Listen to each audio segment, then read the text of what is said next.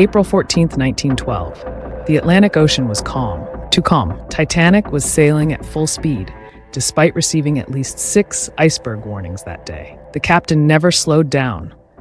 The binoculars for lookouts were missing, and the lifeboats were never filled to capacity. At 11:40 p.m., a dark shape appeared ahead. Not an iceberg, a deadline. Because what happened next was not an accident of nature, but a series of human decisions that quietly sealed the fate of 1,500 people. And the biggest mystery is this: why was Titanic rushing toward danger instead of away from it? Multiple ships warned Titanic about ice. The Californians stopped completely. Others slowed down. Titanic did neither. Wireless operators were overwhelmed sending luxury passenger messages, and iceberg warnings were treated as interruptions. Some warnings never reached the bridge at all. And here's the disturbing part: Titanic was trying to arrive early in New York. Early arrival meant headlines. Headlines meant reputation. Before we go further, subscribe to our YouTube channel because no one else can give you research-driven videos like ours. Because official reports explain what happened, but only deep research reveals why common sense disappeared that night. And the next mystery proves Titanic wasn't just unlucky. It may have been overconfident to the point of blindness. Titanic was traveling near maximum speed in an ice-filled ocean at night. Why? Maritime rules at the time encouraged ships to maintain speed unless danger was directly visible. Slowing down was considered unnecessary fear, but moonless nights remove iceberg reflections. The sea was flat, no waves breaking against ice. This made icebergs nearly invisible. By the time the lookout rang the bell, it was already too late. A sharp turn avoided a head-on collision, but exposed the ship's weak side.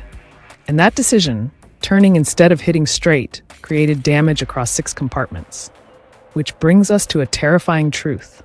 Titanic didn't need to hit the iceberg at all to survive. Titanic could survive 4 flooded compartments. The iceberg opened 6, but the damage wasn't dramatic. No massive hole, just thin slits along the hull. The real problem was design. The watertight compartments did not reach the ceiling. As water filled one, it spilled into the next, like ice cubes tipping in a tray. Engineers knew this risk, but raising the bulkheads would reduce luxury space. So safety lost, luxury won. And when water reached the mailroom, a hidden decision was made to keep power running instead of evacuating faster. That choice bought light, but stole time. Titanic carried lifeboats for barely half the people on board. Not because of oversight, but because regulations were outdated. More boats would block first-class views. When evacuation began, most passengers didn't believe the ship was sinking. Why would they? The floor felt solid. Music was playing. So lifeboats were lowered half-empty. Some carried 12 people instead of 65. And third-class passengers were delayed by locked gates and confusing corridors. By the time panic arrived, the boats were already gone. And another mystery remains. Why did nearby ships fail to respond in time? The SS Californian was nearby, very nearby. Its crew saw rockets in the sky, but they were not the correct color. Their wireless operator was asleep. The radio was turned off for the night. No one woke the captain. Those rockets were Titanic's last cries. By the time Californian realized the truth, the sea was already filled with bodies. But there's something even darker. Titanic's distress rockets were launched after evacuation was already failing, which means help was requested when it was already too late. And still, the ship didn't break apart. At least that's what people believed. For decades, survivors were dismissed when they claimed Titanic split in half. Officials said panic caused hallucinations. But in 1985, the wreck was found, broken, in 2 massive pieces. The breakup happened above water, meaning passengers witnessed the ship tearing itself apart. This explains why damage was worse than expected. But it raises another question. If the steel was strong, why did it shatter so easily? The answer lies in metallurgy and a freezing Atlantic night. Titanic's steel met standards of its time, but cold changes metal behavior. At near-freezing temperatures, the hull steel became brittle. Tests on recovered pieces showed high sulfur content, making fractures spread faster. Instead of bending, the steel snapped. Rivets popped, seams opened. The iceberg didn't tear Titanic open. The cold helped do that.